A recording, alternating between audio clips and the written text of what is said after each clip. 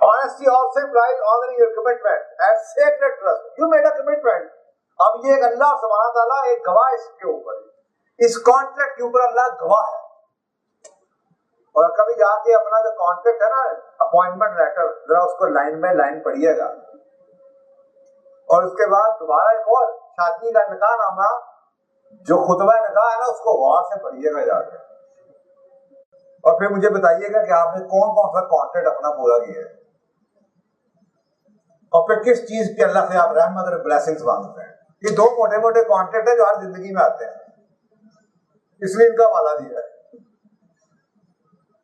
So honestly also implies carrying out your roles or position based responsibility. Role मेरी जिम्मेदारी है, मुझे एक रोल दिया है, मैं एक बाप हूं, मेरी औलाद कुछ भी कर दे, मेरे पे जिम्मेदारी है कि अपने फराइज पूरे करना। I am honest with my role. I am honest with the position which has been given to me. मुझे यहाँ पे खड़ा कर दिया गेट के ऊपर सिक्योरिटी गार्ड बना के, मुझे ड्राइवर बना के गाड़ी आपने वाले मेरे कर दी। No, I have to be honest with the position which has been given to me. मुझे बाप बना दिया, मुझे खामद बना दिया, अब मेरी बीवी मुझे कुछ खाना दे या ना दे वो जानना उसका रब जाने। मैं मजबूर हूं to stay honest with the जिम्मेदारी which has been given to me. मैंने अपने बाप होने का हक अदा करना है, मैंने अपने खामद होने का हक अदा करना है, मैंने अपने दोस्त होने का, बेटा होने का हक अदा करना है। That is being honest, that I am honest to the role which has been given, I am honest to the position which has been given. आप में से कितने लोग समझते हैं मैं उस्ताद हूं, उस उस्ताद होने के रोल की क्या जिम्मेदारी है? So are you honest as a teacher? Are you honest as a person? Are you honest as a husband? Are you honest as a wife? Are you doing what you ought to be doing? Are you living with those contexts, verbal or written context, every single minute of the day? ये honesty है, कोई देखे ना देखे। Honesty means keeping your words. When you say a word, मुंह से निकल गया, he is a man of words. ये मुहावरे बने हुए, he is a man of words. मैं अभी भी कराची की कुछ ऐसी कम्युनिटीज हैं जिनको जानता हूं बिजनेस में, जिनके वर्ड्स की वैल्यू इतनी ज्यादा है कि वो करोड़ों रुपए का काम करते हैं टेलीफोन की एक कॉल पे जुबान पर,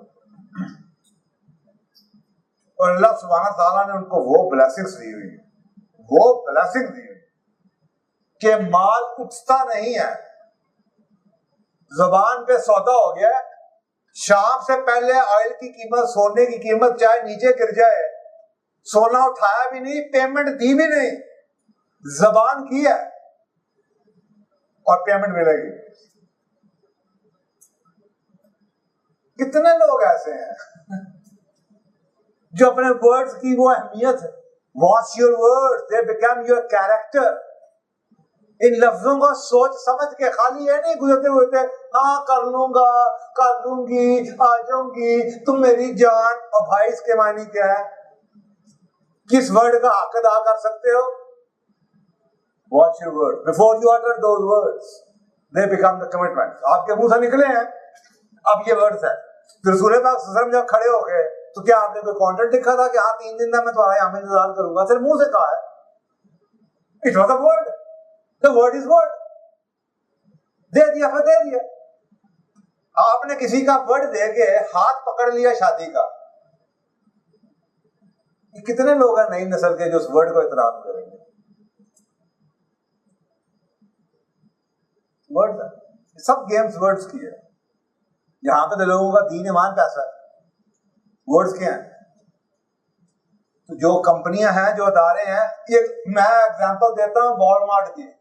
मैं जब अमेरिका में था, I did my thesis on Walmart, ठीक है, कॉर्पोरेट सोशल रिस्पांसिबिलिटी के ऊपर there are many case study जिसमें उनको अनएथिकल डिक्लेयर किया है, सिर्फ इस वजह से कि वो चाइल्ड लेबर से काम, उनको क्या पता चाइल्ड लेबर से काम करा रहे हैं, इंडिया में हो रही थी, और उनके कुछ लॉज है इसके से उसका नाम आ गया। पर बुनियादी तौर पे they came up with the concept of everyday low prices, और जबान उनकी ये गारंटी थी कि आपको ये चीजें उठा के लेना है, आपको कभी भी पूरे अमेरिका में इससे सस्ती कोई चीज नहीं मिलेगी, और अगर आपको मिले no question asked, you get the full refund.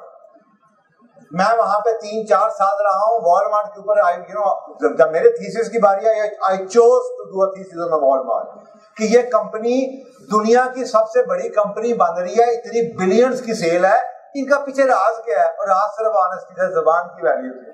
उससे पहले डिलर्स का स्टोर, सीयर्स का स्टोर सब बंद हो गए वॉलमार्ट की वजह से। और वॉलमार्ट का क्या था? Everyday low prices we stand behind our word. पूरी पाकिस्तानी कम्युनिटी मेरे आंखों के सामने 1986 से 90 तक अमेरिका में था, पूरे जाते थे एडमंड से स्टोर से, वॉलमार्ट के स्टोर से पतलून खरीदी, सूट खरीदा, अंडरवेयर खरीदे, बनाना खरीदियां, पाकिस्तान आए, टाका टाका मारिया, वापस गए, 2 बटन पट्टे तो वापस कर देता। लोग कहते थे लुट जाएंगे, इन्होंने पता पाकिस्तानी खा जाएंगे, लुट गए। वो वॉलमार्ट नहीं डूबा। वॉलमार्ट जैसी एक कंपनी 10 पाकिस्तान खरीद सकती है, जिसका उसका टर्नओवर 1.5 बिलियन का हो।